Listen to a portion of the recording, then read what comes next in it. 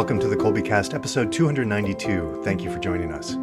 Today, Bonnie and I are joined by Kolbe's Josh Beckman to welcome Dale Ahlquist to the Kolbecast. Many people know Dale Ahlquist from his television show, his many writings, or through his work as the president of the Society of Gilbert Keith Chesterton. Today, we get to hear more about G.K. Chesterton, both as a man and about his writings. So whether you're a longtime Chesterton fan or new to his work, I think that you'll enjoy this conversation about the apostle of common sense. We hope that you'll enjoy the show.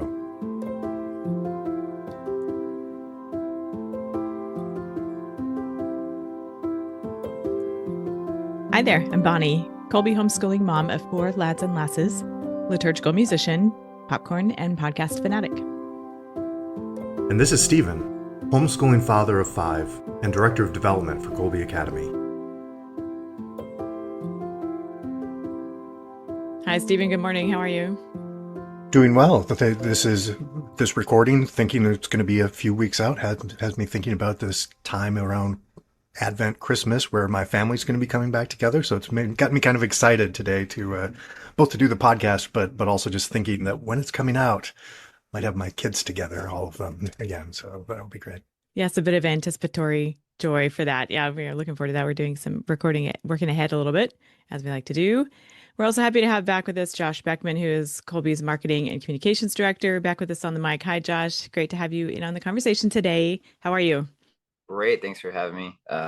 Always love to hop on conversations about Tolkien or Chesterton, and it's always a lot of fun. Thanks for having me. Of course, it's good to visit with you. It's been too long since you've been here with us in the mix, and so we're glad to rectify that today. Our topic for this conversation is a man widely known by his initials GKC and for his prolific, clear-eyed writing, which earned him a number of monikers, including the Apostle of Common Sense. We're talking, of course, about the writer Gilbert Keith Chesterton, and we are joined by Dale Ahlquist, whom Joseph Pearce described as probably the greatest living authority of the life and work of G.K. Chesterton. Dr. Ahlquist's latest book on Chesterton, recently published by Ignatius Press, is called I Also Had My Hour, an alternative autobiography of G.K. Chesterton. Dr. Ahlquist, welcome to the Kolbecast. Thank you so much, Bonnie. A pleasure to be with you and the other jokers. That's right. Yes, you have a good read on it. Yep. I'm sure many of our listeners are familiar with you in one way or another. For the maybe few who are not, will you give us a sense of yourself? Tell us about yourself and your background. Well, I'm a Catholic convert because I read G.K. Chesterton. Chesterton led me to the Catholic Church and then took over my life completely after that. I have been privileged to follow a lifelong passion for this writer and this thinker, and it's led to many good things, including the founding of the Chesterton Society. I had a wonderful run of shows on EWTN for 15 years on the Apostle of Common Sense, and helped start the first Chesterton Academy, and now help run the Chesterton Schools Network, which includes over 70 high schools around the country and other countries, with another 20 in the pipeline. So we'll have over 90 schools in the next 2 years. Wow. And I could do a little writing about Chesterton when I get some spare time. Yeah. A few. There's a little bit out there. Yep. So how did Chesterton first cross your path? I don't know that I know that. Well, I was a big C.S. Lewis fan, and someone just said, if I like C.S. Lewis, I'll love Chesterton, and even went so far as to say, if I read Chesterton, I don't need to read C.S. Lewis. Huh. And that was a remark of blasphemy, I thought. But the more I read Chesterton, the more I realize that C.S. Lewis got all his ideas from Chesterton. That's funny. So Kolbe students get a sense of Chesterton's poetry and prose during their time in middle and high school, and they might even meet him earlier if they read or are read to a book called The Chestertons and the Golden Key, which is a book written for children by the woman who wrote Mrs. Chesterton's biography. So we'll link to that. It's a fun read as well. Josh, what's your first Chesterton-related memory?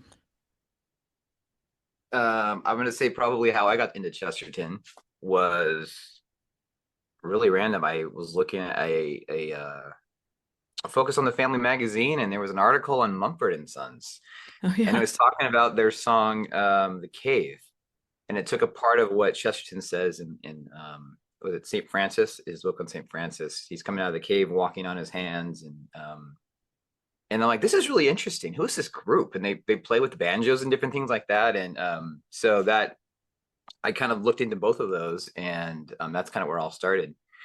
And then after that, I think Dale, years and years ago, you came out to Hollywood for the Hollywood Chesterton Society, and I think that was the first time that I ever saw and fell in love with Chesterton.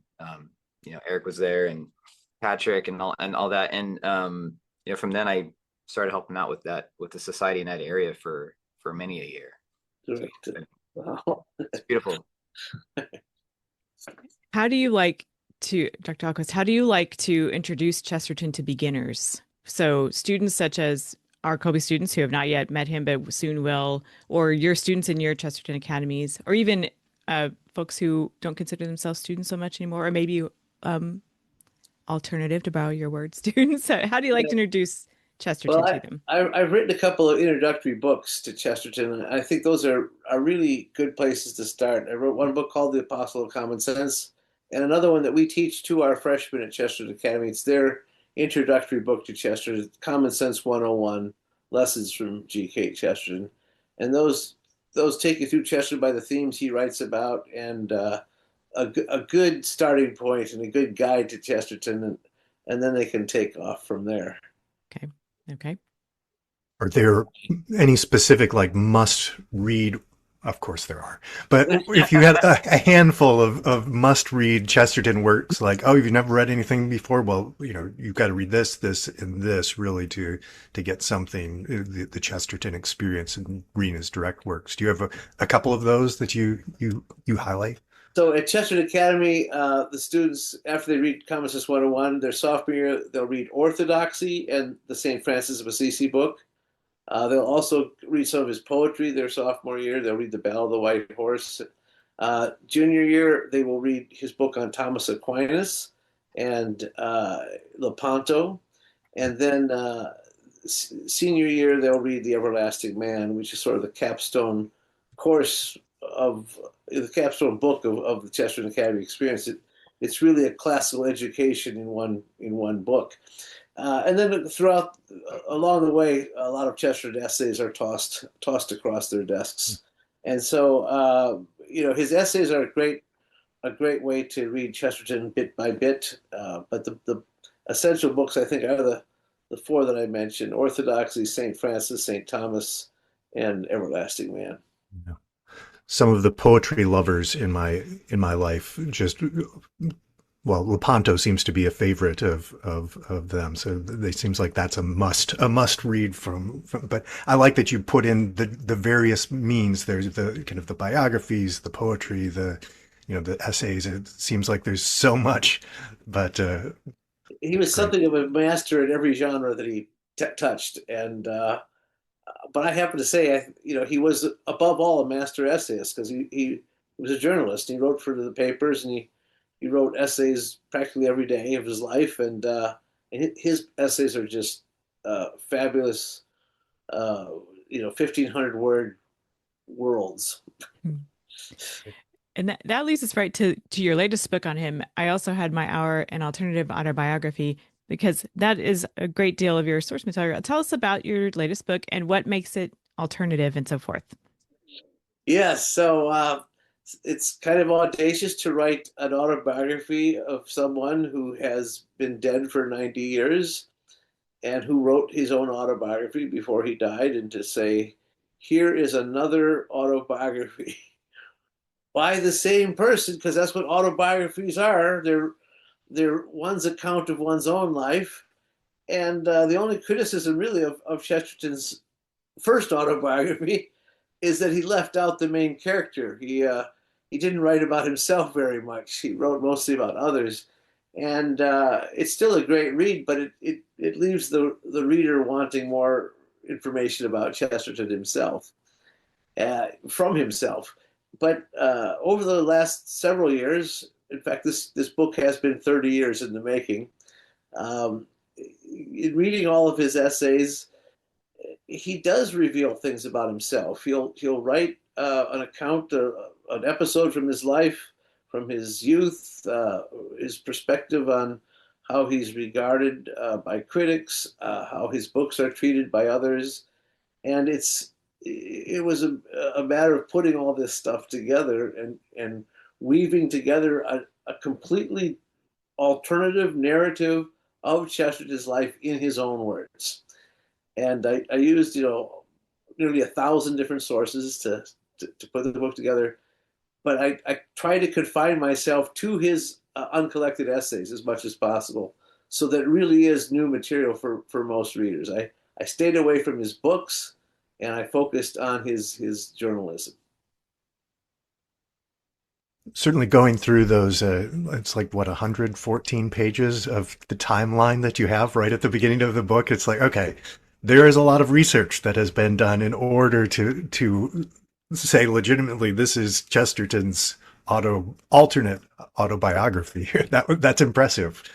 It's a long list. A lot of people really enjoy that timeline that starts off, because it just takes you right through his life, month by month, practically for his whole life, and you realize all the things he did during his lifetime that are usually left out of most biographies too. You realize what a popular speaker he was. How many he was in such a demand as a public speaker, and spoke on all different subjects, just like he writes on all different subjects. And it shows what a community player he was. How he just did so much for so many other people. But it's a great reference point to have is that timeline. And I feel like I've seen, wasn't there at least one recording of him, or at least bits and pieces of one? Yeah, there's three different audio recordings, actually four of his voice, and then there's a couple of news reels that show him speaking, and but very very rare, but they're really precious to see him in action. You see his gentle spirit, his self-deprecating humor, and then these nuggets of wisdom that flow from him. So to me, it seems there's a story in just the collection of all these sources. Your story of sourcing all this material, it was not all in one place, as that it was not an easy or quick process. As you said, it was a 30-year process. Tell us that story of the researching and the sourcing, and then you writing in his voice. You know him well. You can write it in his voice. So tell us that story. Well, I have to say, it's early on when I first started reading Chesterton 40 some years ago. Think about this: only 6 of his books were in print in the early 1980s, and he wrote 100 books. Only 6 of them were in print in the 1980s, and 4 of those were the ones we just mentioned right now of the essential books to read. So at least they had those were in print. But I have to say, the more I read Chesterton, I realized, well, there's a lot of material here, and yeah, it's not all in one place. And there were just a few of us who were interested in Chesterton back in those days, and you realize, wow, his journalism is by far the bulk of what he wrote. His books are only a fraction of what he wrote, and this journalism is, again, not in one place. You have to go to multiple sources to hunt this down, which is what I've been part of for these last few decades. And now I'm happy to say I think we have collected all of Chesterton's writings, and it is going to be in one computer database that will be a searchable engine for everybody as we're getting it set up on our website. And it's an incredible amount of material. How one man could have written all this is astonishing.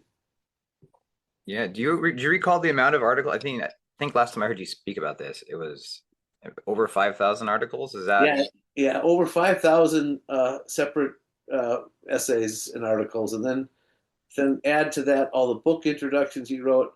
Add to that the accounts of the speeches that he made, which is another 1,000 at least, and then just odd pieces here and there. So it's Geir Hosnes is a friend of mine who I've worked side by side with. If you can say that he working in Norway and me in America is side by side.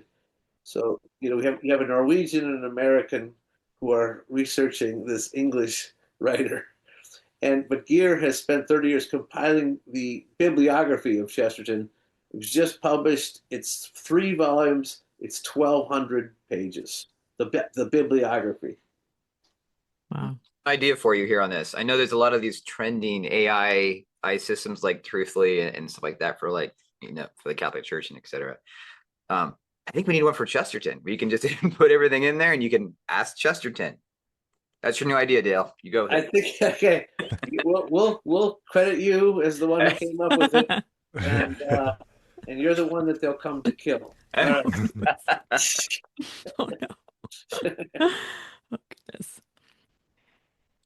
All right, so you know Chesterton well now. What surprised you along this process, either the researching or just the books creation process? You're not a stranger to publishing books, but any surprises for you along the way? I think the most interesting discoveries were when I was putting together that timeline, and you find out some of the things he did and the people that he knew. Like, for instance, he met Bram Stoker, the author of Dracula.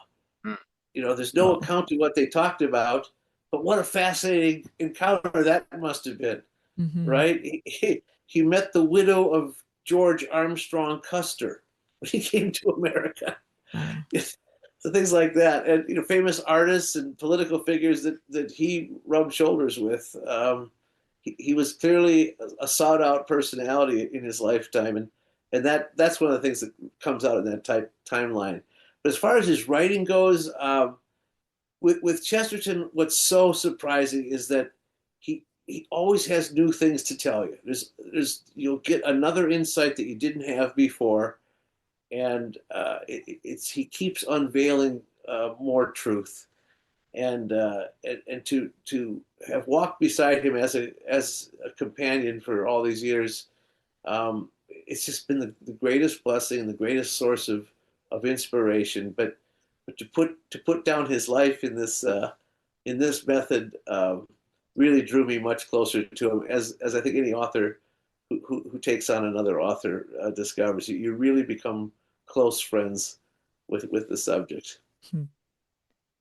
I hadn't really thought about that, but I mean, with writing so much, you'd almost anticipate that you're just going to be rehashing the same thoughts over and over again. But that doesn't sound like that's the case at all with Chesterton. That's really incredible that you could write so much and so varied. Yeah, and of course, if you've read any Chesterton, you know that Orthodoxy is a perfect example. If you read Orthodoxy, you go back and read it again. It's a completely new book that it's different from the one you read the first time. It's the same book, but it's completely different. And Chesterton has this way of doing that. He magically rewrites what he has written before, without a reprinting of the book. It's true. It's true. Well, that's like we joke in the family about rewatching movies. Like, did it end the same way this time? And here in this instance, yeah. What do you think readers might be surprised by in reading this book and getting to know Chesterton this way? I think one of the things I was able to do was to write about his reactions to the reactions to his books.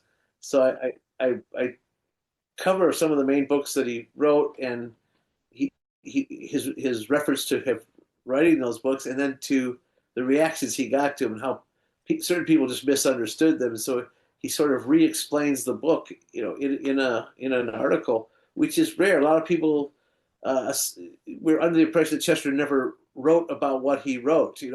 Once he wrote a book, he was done. He never referred to it again. But that's not the case. He did go back and try to explain certain things that people missed, and I think that's going to be helpful for a lot of readers. Okay, so it's like he's reading the comments, basically. Yeah. Okay.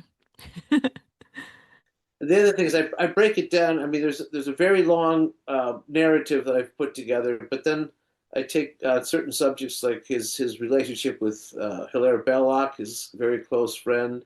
There's a chapter on the controversy with the Jews because he's been accused of anti-Semitism, and I have him defend himself in his own words, and I think it really sheds great light on that. And and he just thought that the accusation was complete nonsense.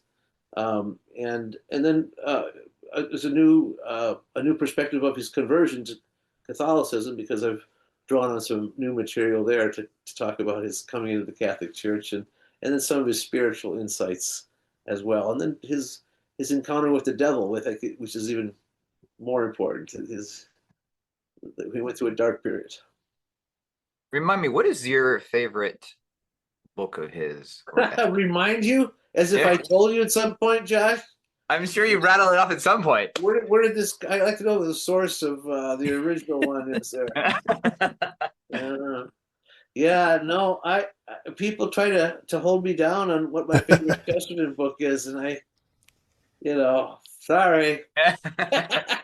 Okay, here's another question. When you're reading The Flying Inn, do you feel like you have to roll out a block of cheddar cheese and a bottle of rum to kind of go along with it as you're reading that? I actually have that urge even without reading the book. That's my story. I'm sticking to it. Yeah. Okay. Yeah, I think I could tell you what my favorite novel of his is among his novels. I could tell you that. Let's do that. Let's go with that. All right. It's Man Alive. And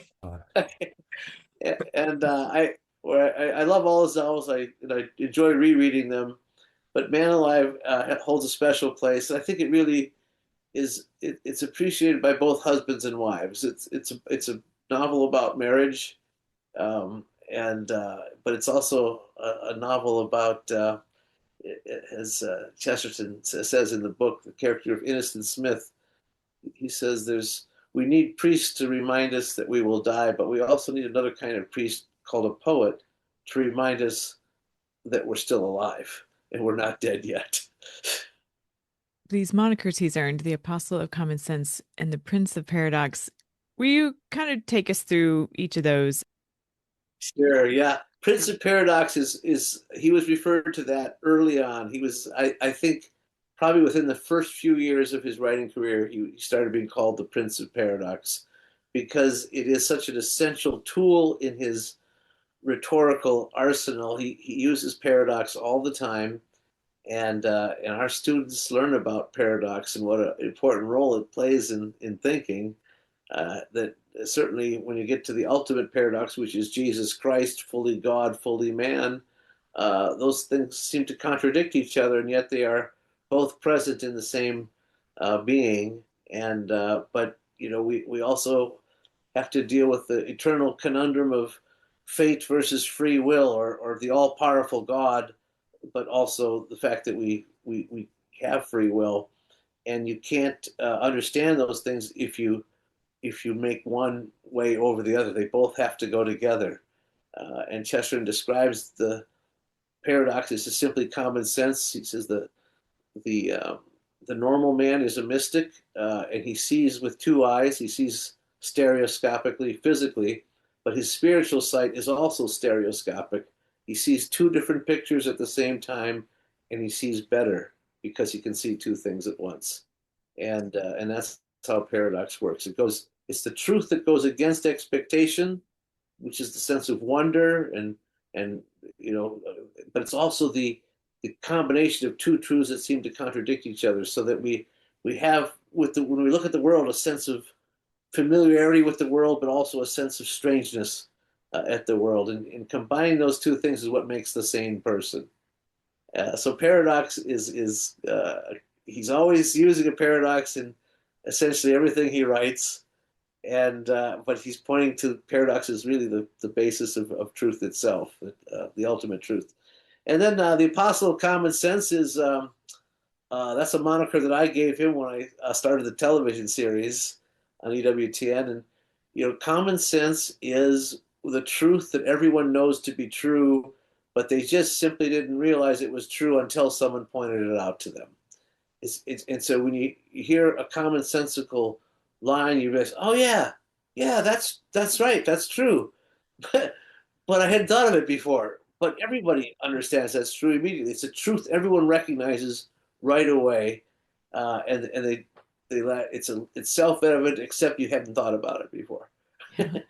and that's how that works. And I also call him the complete thinker because Chesterton writes about everything. He really puts it together. He's one of the most comprehensive of all modern thinkers. There's nothing narrow about him. There's nothing specialized about him. His specialty is generalization. There's a paradox. Like it. So he really can write about everything and shed light on everything. And so whatever you're studying, Chesterton can shed light on it. And that's why he's a good, patron for our schools, because he can be taught really virtually in every classroom. There's an application of Chesterton's ideas in every subject that's taught. What are some other epithets, Bonnie, that I'm missing? I'm actually still kind of thinking about the paradox, back on the paradox, because I tend to kind of gravitate toward this idea of counteracting the tendency we have towards one or the other, the binary black or white thinking. And so being able to contemplate the two things being true, or the interrelation of those, being able to bridge that, all that that's kind of high on my list of priorities, really. Sure. The thing with paradox is that something can't be both false and true. There's this contradictory element to paradox, but it's different from an oxymoron, which is a contradiction in terms. Sure. A round square is simply an impossible, entity. It's logically impossible. The other famous oxymorons are jumbo shrimp and Right. tight slacks. But a paradox is different. It's two truths that are both true, even though they seem to contradict each other. Mm-hmm. Yeah. Yeah. No, it's kind of interesting. Like, I wonder what it'd be like for him just to kind of see, or what his opinion would be of just our debates today. Would he'd be running circles around everybody, in what we see in our culture today. Yeah. Do you see anyone that kind of embodies his spirit today, like that's we kind of see as a new Chesterton in some ways, other than yourself? Well, no, I'm someone's described me as the apostle of common sense, or I consider myself the disciple of the apostle. But I don't think there is another Chesterton. Just like there's not another Thomas Aquinas. God gave us one, and we still have that one. That's the great thing. When you say how would Chesterton react to something today, we can read what Chesterton said, and it does explain what he would think of today, because he's so timely, he's so prophetic. So with Gilbert magazine, we always try to have a really timely Chesterton article that seems like it's written for now, even though he wrote it 100 years ago. So Chesterton always helps us understand what's going on today. Do we feel that? I mean, has he made it into the canon of literature in most circles, or is that still up for debate? Yeah, the canon of literature. I mean, who comes up with these things, right? I mean, the Great Books program was, two guys from the University of Chicago came up with the Great Books, and neither of them were Catholic at the time. One of them eventually became Catholic, and somehow that became the canon. And it's a good list, but there's some things on there you could skip, and there's some things on there that are not on there. And Chesterton really, he should be essential reading because he counteracts all the bad ideas of the 20th century. And it's like you're only hearing one voice. You're only hearing one side of the argument. Chesterton is the answer to Nietzsche. He is the answer to Nietzsche. And yet we only read Nietzsche in our schools. And maybe for some of our listeners may not know this, especially some of these young families, what's kind of talking about Chesterton and his conversion. I mean, he wasn't always Catholic, right? Right. Maybe just a little bit of background on his conversion story and becoming Catholic. Yeah, he really has two conversion stories, because he started out as a non-creedal believer at all, and went through his own period of sort of agnosticism and not knowing, having any idea of what the full truth was. But then he becomes a Christian, and orthodoxy really describes why he became a Christian. Even though when you read it, you think he's describing being a Catholic. There's nothing in the book that indicates that he's not Catholic, except he's he's a member of the Church of England. He's following the Apostles' Creed, but he's not yet Catholic. And a lot of people are surprised when they find out that he wasn't Catholic. I mean, he'd already written, 24 Father Brown stories before he became a Catholic, right? So, but then his conversion to the Catholic Church, he says his conversion to Christianity was only his incomplete conversion to Catholicism, and his becoming Catholic in 1922. I mean, the short answer when he was asked why he became Catholic, he said, "To get rid of my sins." Only the Catholic Church can do that. Great. Last question on that too, Bonnie. Sorry for taking over. But is there any update on canonization on that topic? Is that still something we're pursuing? Yeah, that is being pursued, and there's every indication to believe that the cause will be open. I was hoping it would be opened by the end of this year, but it'll be probably next year. I'm very confident that it will be opened. Wow. You have a significant hand in that as well through your work with the society. Is there more you want to say about what that's like to get that going? Well, it's the last thing, when I was growing up as a Baptist, I ever thought I'd be doing is helping get someone canonized. Much less starting Catholic schools. But it's a fascinating process, and the church has a very clear path to how it works, and we're basically just going through all of the procedures to get it done. But we make the case for his heroic virtue, and the evidence of that in his own life. But then we talk about the effect he's had since he died, and that's, I think, a really important part of the case. I mean, I think that the success of the Chesterton schools with him as the patron is something that will really, really count in his favor. Well, and all the work you've done compiling this work and among your other work on him, that has to go a long way toward helping the review of his life that is part of that process, I would think. I don't know. It doesn't look like work, does it? I mean, you can see me right now. I'm just sitting here. That's all I do. We were speaking about his relevance to today. As you have mentioned, he was born in Victorian times, but he's very relevant to the 21st century. And so thinking about our families today, working in a homeschool setting, either studying online, as many of our Kolbe students do, or at home, or a mix of them, what advice would you have for students and families as they're getting to know Chesterton? Yeah, so certainly he was a great defender of the family. He saw the attack on the family coming. He was very prophetic on that. And, starting with the attack on marriage itself, then the attack on life itself, but also the attack on the home, and how the home was no longer the center of people's lives in the modern world. It was life outside the home that became more important. And Chester says it's just the opposite. It's the outside world that's narrow. Just like with the church, the inside of the church is universal. The outside of the church is very narrow and small. But same thing with the house. He says the human house is larger on the inside than it is on the outside. And it used to be the place of just all life and death, and where all the most important things in life happen are in the home. And certainly with education, with homeschool education, that's really where you make the home the center of the activity and the development of the minds of the children, but also their intellectual, spiritual, and moral development in the home. And what are you trying to do when you're raising a child? You're trying to raise a child to start their own home then too. After that, you're not preparing them for the world. You're preparing them for the home.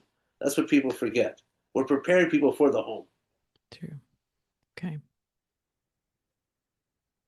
This episode will be dropping around the start of the new year, over the Christmas tide. So what do you think about the new year? Thoughts on the new year from a Chesterton perspective? What would you leave with us to contemplate as the new year gets underway? Chesterton says that January 1st is a date that no one considers insignificant. There's just something about starting a new year that gets everyone thinking about, okay, I've got to make a new start. Christianity, our Catholic faith, is all about starting over. When we walk out of the confessional, we're starting over. We get to start our whole lives over again when we stepped out of the confessional. The new year is an opportunity to obviously make goals, to make the needed changes in your life. Even though it's just a completely artificial date, it still gives people that that mindset that, okay, I want to do some things different now. So it's a time for self-examination and challenge and inspiration. And of course, the fact that it comes right in the wake of Christmas, it's so glorious that it's this celebratory time of welcoming God into the world. Okay, beautiful. That's kind of interesting because in our family, I think we've shifted that restart to the liturgical year. So it's kind of like the New Year's Eve, liturgical New Year's Eve, and getting into that. But the whole Advent season is just that, moving forward. So it's kind of like you said, it's a nice time when you're right in the midst of Christmas to kind of have that actual, like you said, random, or not random, but arbitrary start to a new calendar year. It's a good time. Very true. During the new liturgical year. Yep. Okay. I was going to ask you to talk more about the society. I'm afraid I'm going to mess up the name if I say it, though, because I'm not sure that I have my information correct. So tell us more about the Chesterton Society. Yeah, the technical name of the society right now is the Society of Gilbert Keith Chesterton. It used to be the American Chesterton Society, but we have gotten bigger, and we're serving a larger clientele now. And we publish Gilbert magazine, and we publish books. We have a podcast.